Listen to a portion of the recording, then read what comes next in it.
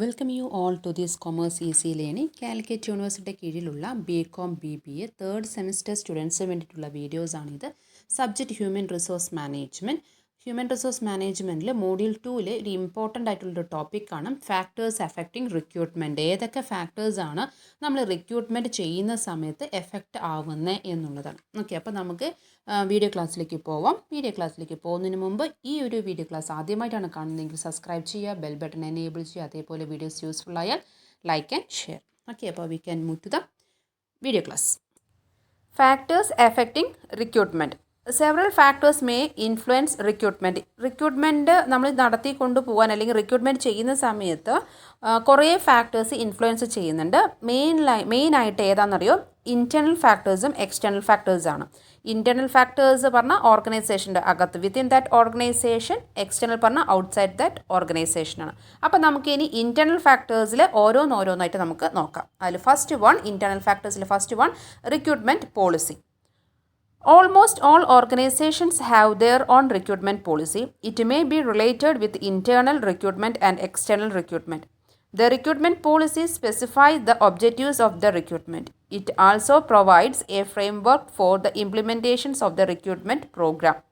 A systematic recruitment policy always tries to minimize the interruptions of work.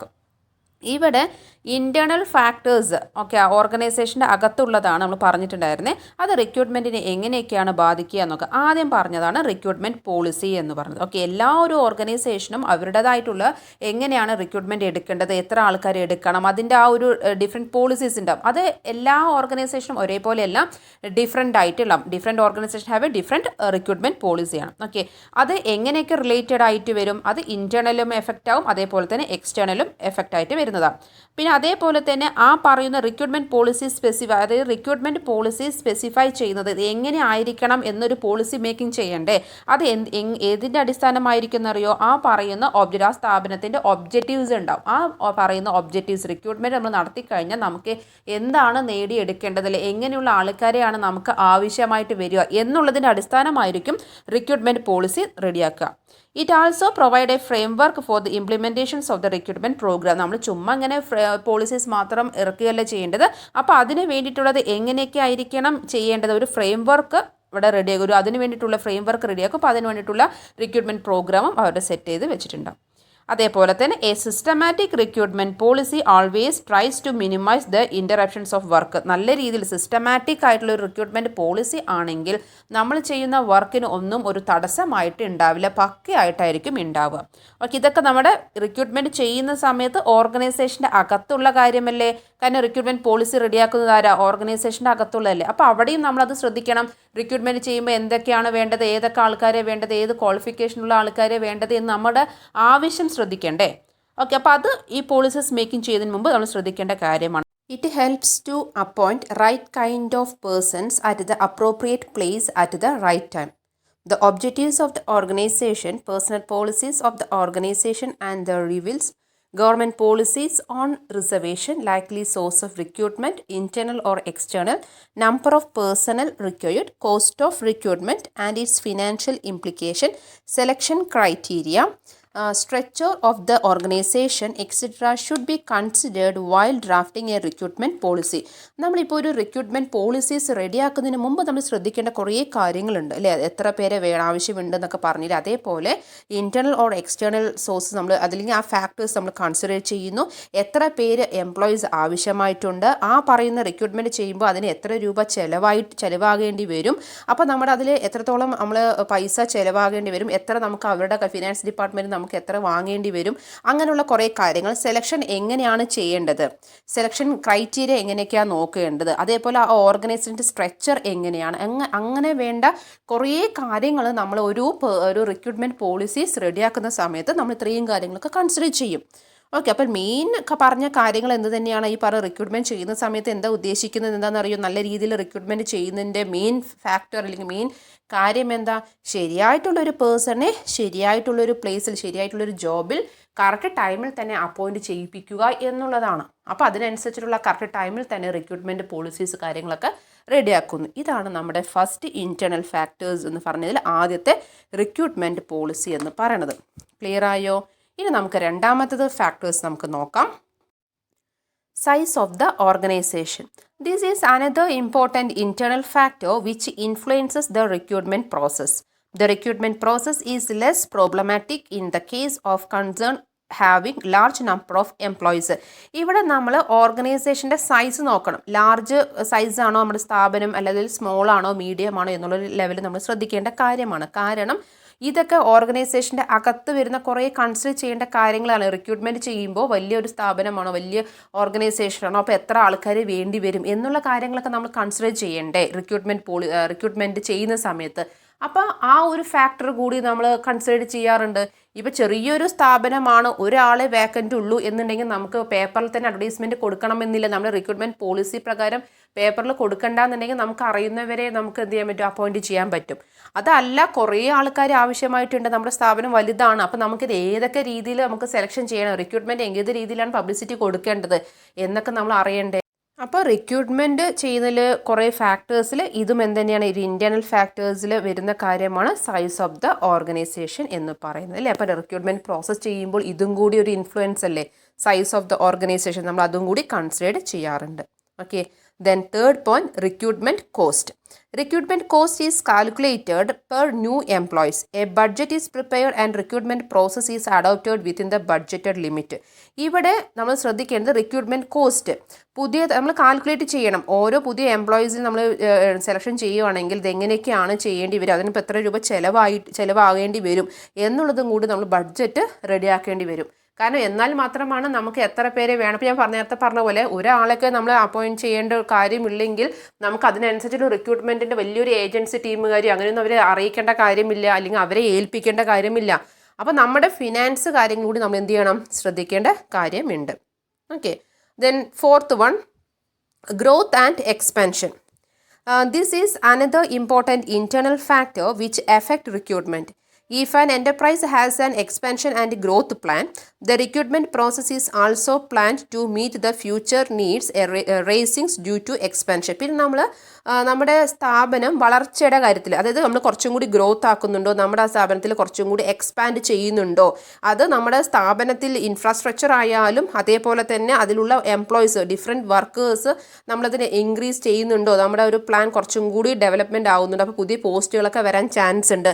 അങ്ങനെയാണെങ്കിൽ നമ്മൾ പിന്നീട് വരുന്ന ഫ്യൂച്ചറിൽ ഒരു എക്സ്പാൻഷൻ വരുന്ന സമയത്ത് അതിൽ എത്ര പേരെ ആവശ്യമായിട്ട് വരും, അങ്ങനെയാണെങ്കിൽ നമുക്ക് ഇപ്പം തന്നെ ആൾക്കാരെ സെലക്ഷൻ ചെയ്ത് കഴിഞ്ഞാൽ ഈ വർക്കും ചെയ്യും. പിന്നീട് എക്സ്പാൻഷൻ ചെയ്യുമ്പോൾ നമുക്ക് ഇവർക്ക് ക്വാളിഫിക്കേഷൻ ഉണ്ടെങ്കിൽ നമുക്ക് എന്ത് ചെയ്യേണ്ട, വീണ്ടും നമുക്ക് റിക്രൂട്ട്മെൻറ്റ് ചെയ്യേണ്ട കാര്യമില്ല, ഇവരെ തന്നെ നമുക്ക് എന്ത് ചെയ്യാൻ പറ്റുന്നു, അപ്പോയിൻറ്റ് ചെയ്യാൻ സാധിക്കുന്നു. അപ്പോൾ ആ പൈസയൊക്കെ കുറഞ്ഞു വരും. പക്ഷേ എങ്കിലും നമ്മൾ ഈ റിക്രൂട്ട്മെൻറ്റ് പ്രോസസ്സ് ചെയ്യുന്ന സമയത്ത് ഈ പറഞ്ഞ കാര്യങ്ങളും കൂടി എന്ത് ചെയ്യാറുണ്ട്, കൺസിഡർ ചെയ്യാറുണ്ട്. Clear? Next is human resource plan. The success of recruitment process depend upon the effectiveness of human resources planning. അതായത് റിക്രൂട്ട്മെൻറ്റ് പ്രോസസ്സ് സക്സസ് ആവണമെങ്കിൽ മെയിൻ ആയിട്ടുള്ളൊരു കാര്യം തന്നെയാണ് എത്ര ആൾക്കാരെ നമുക്ക് ആവശ്യമുണ്ട്, ജോലിക്ക് ആവശ്യമുണ്ട്, നമ്മൾ ഏതൊക്കെ പോസ്റ്റിനാണ് ആൾക്കാരെ നമ്മൾ എന്താ പറയുക തേടിയെടുക്കുന്നത് എന്നുള്ളതൊക്കെ കാര്യങ്ങളൊക്കെ നമ്മൾ അത് കറക്റ്റായിട്ട് നോട്ട് ചെയ്ത് വെക്കില്ലേ. അത് നമ്മൾ കറക്റ്റായിട്ട് പ്ലാനിങ് ചെയ്താൽ എത്ര പേരെ വേണം എന്നുള്ളതിനെ കുറിച്ചൊക്കെ പ്ലാനിങ് ചെയ്യുന്നു, ഏത് ക്വാളിഫിക്കേഷൻ വേണം എന്നുള്ള കുറേ ക്യാരക്ടേഴ്സ് ഇല്ലേ, അതെല്ലാം തന്നെ നമ്മൾ കാറ്റഗറിസ് ഒക്കെ നമ്മൾ മനസ്സിലാക്കിയിട്ട് ഈ പറഞ്ഞ പോസ്റ്റിന് ഈ പറഞ്ഞ ക്വാളിഫിക്കേഷൻ വേണം, അങ്ങനെയുള്ള കുറേ കാര്യങ്ങളൊക്കെ നമ്മൾ മനസ്സിലാക്കി അതിനനുസരിച്ചൊരു പക്കാ പ്ലാനിങ് ഇടില്ലേ. ആ പ്ലാനിങ്, ഹ്യൂമൻ റിസോഴ്സ് പ്ലാനിങ് നല്ല രീതിയിൽ ചെയ്യുകയാണെങ്കിൽ നമ്മുടെ ഹ്യൂമൻ റിസോഴ്സ് റിക്രൂട്ട്മെൻറ്റ് അല്ലെങ്കിൽ റിക്രൂട്ട്മെൻറ്റ് പ്രോസസ്സ് സക്സസ്ഫുൾ ആവും. ഓക്കെ, അപ്പോൾ ഇത്രയും ഫാക്ടേഴ്സാണ് നമ്മുടെ ഈ പറഞ്ഞ റിക്രൂട്ട്മെൻറ്റ് ഒരു കാര്യത്തിൽ എഫക്റ്റ് ആവുന്നത്. ഇൻറ്റേർണൽ ഫാക്ടേഴ്സിൽ ഏതൊക്കെയാണ്, റിക്രൂട്ട്മെൻറ്റ് പോളിസി, അതേപോലെ size of the organisation, recruitment cost, growth and expansion, then last പറഞ്ഞ ഹ്യൂമൻ റിസോഴ്സ് പ്ലാൻ. ക്ലിയർ ആയല്ലോ ഇൻറ്റേർണൽ ഫാക്ടേഴ്സ്. ഇനി നമുക്ക് ഏതാ നോക്കാനുള്ള, external factors. First point, demand and supply of skilled labours. Sometimes the demand for skilled laborers are high compared with their supply. In such a situation, the recruitment becomes a difficult task. Much effort is required to select required personnel. ഇവിടെ external factors എന്ന് പറഞ്ഞാൽ നമുക്കറിയാം ഓർഗനൈസേഷന് പുറത്തുള്ള കാര്യങ്ങളാണ്, അതൊക്കെ influence ചെയ്യുന്നുണ്ട് എന്നുള്ളത്. അതിൽ ഡിമാൻഡും സപ്ലൈയും. ചില കേസുകളിൽ നമുക്കിപ്പോൾ നല്ല കഴിവുള്ള വർക്കേഴ്സ് ഉണ്ടാവുമല്ലോ, ലേബേഴ്സ്, അതിലിപ്പോൾ എന്താണ്, demand for skilled labours are high compared with their supply. അതായത് ഓൾറെഡി ഇത്രയും ആൾക്കാർ വർക്കേഴ്സ് നല്ല സ്കിൽഡ് ആയിട്ടുള്ള ആൾക്കാർ ഉണ്ടാവും. പക്ഷെ അവർക്ക് കറക്റ്റായിട്ടുള്ളൊരു ജോബ് അവിടെ അല്ലെങ്കിൽ ആ പോസ്റ്റ് ചെയ്യാനുള്ള ഒരു എംപ്ലോയ്മെൻറ്റ് ഓപ്പർച്യൂണിറ്റീസ് അവിടെ കിട്ടണമെന്നില്ല. അങ്ങനത്തെ സാഹചര്യത്തിൽ നമുക്ക് എന്താവുന്നു, റിക്രൂട്ട്മെൻറ്റ് എന്ന് പറയുന്ന ഡിഫിക്കൽട്ട് ടാസ്ക് ആയിരിക്കും. കാരണം അവർക്കത് സപ്ലൈ ചെയ്യാൻ ചിലപ്പോൾ അത് അത്രത്തോളം ആവണം എന്ന് ഇല്ല. ഓക്കെ, അത് നമ്മൾ സപ്ലൈ ചെയ്യുന്നതിനെക്കാട്ടും കൂടുതൽ അങ്ങോട്ടും ഇങ്ങോട്ടും വരാം കേട്ടോ. അതായത് ഇപ്പോൾ കൂടുതൽ എംപ്ലോയീസ് പഠിച്ചു കഴിഞ്ഞതിന് ശേഷം ജോലി ഇല്ലാതെ ഇരിക്കുക. ആ ഒരു സാഹചര്യത്തിൽ നമ്മൾ റിക്രൂട്ട്മെൻറ്റ് പോളിസി ടഫാണ്. കാരണം അവർക്ക് ഏത് ജോലിയായാലും എങ്ങനെയെങ്കിലുമൊക്കെ ഒന്ന് സമ്പാദിച്ചാൽ മതി എന്ന് പറയുമ്പോൾ നമുക്ക് ചിലപ്പോൾ അവരുടെ ഇഷ്ടത്തിനനുസരിച്ച് ജോലി അവർക്ക് ചെയ്യാൻ ചിലപ്പോൾ പറ്റണമെന്നില്ല. അവർക്ക് എങ്ങനെയെങ്കിലും ഒരു ജോലി എന്ന് മാത്രമേ ഉണ്ടാവുള്ളൂ. ആ ഒരു കേസും വരാറുണ്ട്. അതേപോലെ തന്നെ ജോലിക്ക് കൊടുക്കാനുള്ള അവസരം, പക്ഷേ ജോലിക്ക് ആൾക്കാർ ഇല്ലാതിരിക്കുക. അങ്ങനത്തെ 2 കേസിൽ വന്നാലും നമുക്ക് റിക്രൂട്ട്മെൻറ്റ് പോളിസീസ് ഇല്ലെങ്കിൽ റിക്രൂട്ട്മെൻറ്റ് ചെയ്യുന്ന സമയത്ത് കുറച്ച് ഡിഫിക്കൽട്ട് ടാസ്ക് തന്നെ ആണ്. ഓക്കെ, ദ നെക്സ്റ്റ് ഫാക്ടേഴ്സ് എന്ന് പറയുന്നത് നമുക്കുള്ളത് ഏതാ, unemployment problem. If unemployment rate is high in an area the recruitment process become an easy task. കണ്ടോ, ഇവിടെ നമുക്ക് അൺഎംപ്ലോയ്മെൻറ്റ് റേറ്റ് ആണ് ഈ ഒരു ഏരിയയിൽ ഹൈ ആയിട്ടുണ്ടെങ്കിൽ നമുക്കത് റിക്രൂട്ട്മെൻറ്റ് പ്രോസസ്സ് ഈസിയാണ്. The size of a labour pool is bigger, so it provide better opportunities to attract qualified person. ഇവിടെ സൈസ് ഓഫ് ദ ലേബർ, കൂടുതൽ പണിക്ക് ചെയ്യാൻ ആൾക്കാർ കൂടുതൽ എണ്ണം ഉണ്ടെങ്കിൽ അവർ പറയുന്നത് ശരിക്കും ക്വാളിഫൈഡ് ആൾക്കാർ കുറേ ഉണ്ടല്ലോ, അപ്പോൾ കുറച്ചും കൂടി ഈസി ആവും എന്നാണ് പറയുന്നത്. പക്ഷെ നമുക്കതിൻ്റെ ഒരു ഡ്രോബാക്ക് എന്ന് പറയുന്ന സമയം നമ്മൾ നേരത്തെ പറഞ്ഞ പോലെ അവർ ചെയ്യും, ക്വാളിഫൈഡും കാര്യങ്ങളൊക്കെ ആണെങ്കിൽ പോലും ചിലപ്പോൾ അവർക്ക് ഏതെങ്കിലും ഒരു ജോലി കിട്ടിയാൽ മതി എന്നുള്ളൊരു അവസ്ഥ വരുമ്പോൾ അതൊരു ഡ്രോബാക്ക് ആയിട്ട് വരും. കാരണം അവർക്ക് 100% ഡെഡിക്കേഷൻ ചെയ്യാൻ പറ്റും എന്ന് നമുക്ക് പൂർണ്ണമായിട്ടും പറയാൻ പറ്റില്ല. പക്ഷെ അത് ഈ പറഞ്ഞ കാര്യം നമ്മൾ എന്താണ്, ഫാക്ടേഴ്സിൽ എഫക്റ്റ് ചെയ്യുന്ന കാര്യം തന്നെയാണ്. റിക്രൂട്ട്മെൻറ്റ് ചെയ്യുന്ന സമയത്ത് എഫക്റ്റ് ചെയ്യുന്ന കാര്യങ്ങൾ തന്നെയാണ് അൺഎംപ്ലോയ്മെൻറ്റ് പ്രോബ്ലം. ഓക്കെ, പിന്നെയുള്ളത് എന്താ നോക്കൂ, government policy. The government institutes that a certain percentage of jobs are reserve for SC, ST, OBC and minorities. അതായത് ചില ഗവൺമെൻറ് സ്ഥാപനങ്ങളിൽ അവരുടെ ഒരു കുറച്ചൊന്ന് അവർക്ക് ഈ പറഞ്ഞ ചിലപ്പോൾ റിസർവേഷൻ കാസ്റ്റ് ഒക്കെ ഉണ്ടാവും. SC, ST, OBC, മൈനോറിറ്റി അങ്ങനെ കുറച്ച് കാസ്റ്റേഴ്സൊക്കെ ഓരോ ജോബും റിസർവേഷൻ ഉണ്ടാവും. അങ്ങനെ വരുമ്പോൾ ചെറിയ ഓരോ ജോബിലും എന്തുണ്ടാവും, ഇത്ര ശതമാനം ആൾക്കാരെ ഈ പറഞ്ഞ കാസ്റ്റിലുള്ളവർക്ക് വേണം, കൊടുത്തിരിക്കണം എന്നുള്ളൊരു ഗവൺമെൻറ്റിൻ്റെ ഒരു കാര്യങ്ങളൂടി ഉണ്ടാവും. അവർ പറഞ്ഞിട്ടുണ്ടാവും. അപ്പോൾ നമ്മൾ അതും കൂടി കൺസിഡർ ചെയ്യണം. നമ്മളിപ്പോൾ ഗവൺമെൻറ്റിൻ്റെ ഒരു സ്ഥാപനം നമ്മളിപ്പോൾ ഒരു റിക്രൂട്ട്മെൻറ്റ് കൊടുക്കുന്ന സമയത്ത് ഇത്ര പേര് ഒഴിവുണ്ട്, പക്ഷെ നമ്മളത് ജനറലായിട്ട് കൊടുക്കാൻ പറ്റില്ല. നമ്മൾ കറക്റ്റായിട്ട് കാറ്റഗറീസ് തിരിച്ചു കൊടുക്കണം. അതായത് ഒരു മൂന്ന് പേർക്ക് ഇപ്പോൾ SC, STക്കാർക്കുള്ള ഇതാണ് പറഞ്ഞാൽ നമ്മൾ പറയുന്നത് 3 വേക്കൻറ്റ് അവിടെ ഉണ്ട്, വേക്കൻസി കിടപ്പുണ്ട് എന്ന് പറയും. അപ്പോൾ നമ്മളത് പോസ്റ്റിൽ റിക്രൂട്ട്മെൻറ്റ് ചെയ്യുന്ന സമയത്ത് ഇതും കൂടി കൺസിഡർ ചെയ്യാം അല്ല. എന്നിട്ട് അങ്ങനെ വരുന്ന കാൻഡിഡേറ്റ്സിന് നമ്മൾ സെലക്ഷൻ അങ്ങനെ നോക്കിയിട്ടല്ലേ സെലക്ഷൻ ചെയ്യത്തുള്ളൂ. അപ്പോൾ നമ്മൾ എന്ത് ചെയ്യുന്നു, റിക്രൂട്ട്മെൻറ്റ് ചെയ്യുമ്പോൾ ഈ പറഞ്ഞ ഫാക്ടേഴ്സും കൂടി കൺസിഡർ ചെയ്യും. അതാണ് എഫക്റ്റ് ചെയ്യുന്നതെന്ന് പറയാൻ കാരണം.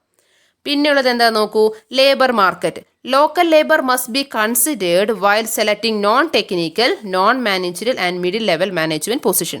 For selecting professional positions, country-level markets are considered. ഇവിടെ നമ്മൾ local labour must be consider ചെയ്യും. അതായത് നമ്മളിപ്പോൾ നോൺ ടെക്നിക്കൽ അതേപോലെ നോൺ മാനേജറിയൽ അല്ലെങ്കിൽ മിഡിൽ ലെവൽ മാനേജ്മെൻറ്റ് പൊസിഷൻസ് ഇതൊക്കെ ആണെങ്കിൽ നമ്മളിപ്പോൾ പറഞ്ഞ ലോക്കൽ ലേബേഴ്സ് നമ്മൾ കൺസിഡർ ചെയ്യാറുണ്ട്. ലോക്കൽ ലേബർ മാർക്കറ്റ് അല്ലെങ്കിൽ നമ്മുടെ ലേബർ മാർക്കറ്റ് കുറച്ച് ഏജൻസി അല്ലെങ്കിൽ ഈ പറയുന്ന ഏരിയാസൊക്കെ നമ്മൾ എന്ത് ചെയ്യാറുണ്ട്, കൺസിഡർ ചെയ്യാറുണ്ട്. കാരണം ഒന്നില്ലെങ്കിൽ നമ്മുടെ സ്ഥാപനത്തിൽ വർക്ക് ചെയ്യുന്നവർക്ക് നമ്മുടേതായിട്ടുള്ള രീതിയിൽ ഇവിടെ തന്നെ മതി എന്നുണ്ടെങ്കിൽ ആ ഒരു നോളജ് മതി. അതല്ല നമ്മുടെ ജോലിയിൽ പൊസിഷൻ ഹാൻഡിൽ ചെയ്യുന്നത് ഔട്ട് സൈഡിൽ നിന്നുള്ളതിൽ വരെ വേണം എന്നുണ്ടെങ്കിൽ നമ്മൾ അവരെ അങ്ങനെയുള്ള മാർക്കറ്റിൽ പോയി നമ്മൾ എന്ത് ചെയ്യും, റിക്രൂട്ട്മെൻറ്റ് ചെയ്യാനുള്ള ഒരു വഴിയും കൂടി നമ്മൾ കണ്ടെത്തുന്നു. പക്ഷേ എങ്കിലും നമ്മളത് ലേബർ മാർക്കറ്റും കൂടി കൺസിഡർ ചെയ്യാറുണ്ട് റിക്രൂട്ട്മെൻറ്റ് ചെയ്യുന്ന സമയത്ത്.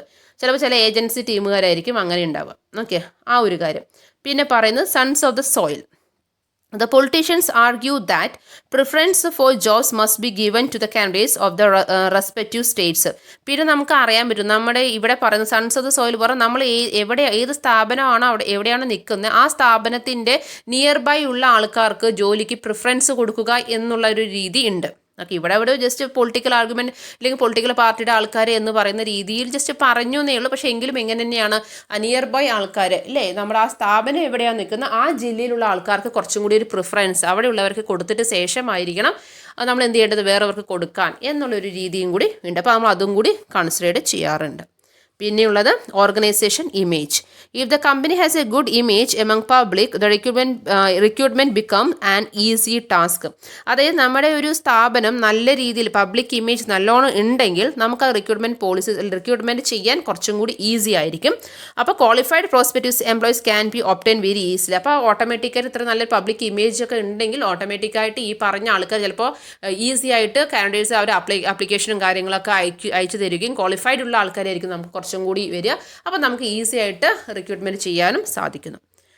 പിന്നെയുള്ളത് ലേബർ ലെജിസ്ട്രേഷനിൽ കുറേ ഫാക്ടേഴ്സ് നമ്മുടെ കൺട്രിയിൽ, അതായത് നമ്മുടെ രീതിയിൽ തന്നെ ഉണ്ട്, നിയമത്തിൽ ഉണ്ട്. അതിപ്പോൾ ചൈൽഡ് ലേബർ, അതായത് നമുക്കറിയാം പ്രൊഹിബിഷൻ ആണ് എന്നുള്ള 1986 ആക്ട് പ്രകാരമാണ് നമുക്ക് ഇന്ത്യയിൽ ചൈൽഡ്, അതായത് ചെറിയ കുട്ടികളെ നമുക്ക് ബാലവേല നിരോധനം എന്ന് പറയുന്നില്ല, അങ്ങനത്തെ കാര്യങ്ങളൊക്കെ ഉണ്ട്. അങ്ങനെയാണെങ്കിൽ നമ്മൾ ആ പറഞ്ഞ ഏജ് കാറ്റഗറീസ് നമ്മൾ എന്ത് ചെയ്യുന്നില്ല, റിക്രൂട്ട്മെൻറ്റ് ചെയ്യുന്നില്ല. അതൊക്കെ നമ്മൾ കൺസിഡറും കൂടി ചെയ്യാറുണ്ട്. ഓക്കെ, അപ്പോൾ ആ ഒരു കാര്യങ്ങളിലും കൂടി ഈ ഒരു റിക്രൂട്ട്മെൻറ്റ് ചെയ്യുന്ന സമയത്ത് ഫാക്ടേഴ്സ് കൺസിഡർ ചെയ്യാറുണ്ട് എന്നാണ് പറയുന്നത്. ഓക്കെ, അപ്പോൾ ഇന്നത്തെ ഒരു ക്ലാസ്സിൽ പറഞ്ഞ പോയിന്റ്സ് അല്ലെങ്കിൽ എടുത്ത ടോപ്പിക് എന്തായിരുന്നു? Factors affecting recruitment. Important topic ആട്ടോ. അതായത് റിക്രൂട്ട്മെൻറ്റ് ചെയ്യുന്ന സമയത്ത് ഏതൊക്കെ ഫാക്ടേഴ്സാണ് എഫക്റ്റ് ചെയ്തു എന്നുള്ളത്. ഇൻറ്റേർണൽ ഫാക്ടേഴ്സും എക്സ്റ്റേണൽ ഫാക്ടേഴ്സുമാണ്. ഓക്കെ, അപ്പോൾ ഇത്രയും കാര്യങ്ങളാണ്. നോട്ട് എഴുതി പഠിച്ചേക്കുക. അടുത്തൊരു ക്ലാസ്സിൽ ഞാൻ അടുത്തൊരു ടോപ്പിക്കുമായിട്ട് വരാം, ഇമ്പോർട്ടൻറ്റ് ടോപ്പിക്കായിട്ട് തന്നെ വരാം. അപ്പോൾ അത്രയും ആ ഒരു ഗ്യാപ്പിനുള്ളിൽ തന്നെ നിങ്ങൾ എന്ത് ചെയ്യുക, നല്ല രീതിയിൽ തന്നെ പഠിച്ച് മനസ്സിലാക്കി എടുക്കുക. കറക്റ്റ് നോട്ട് എഴുതി ഫോളോ അപ്പ് ചെയ്യാം. Okay, thank you. See in the next class.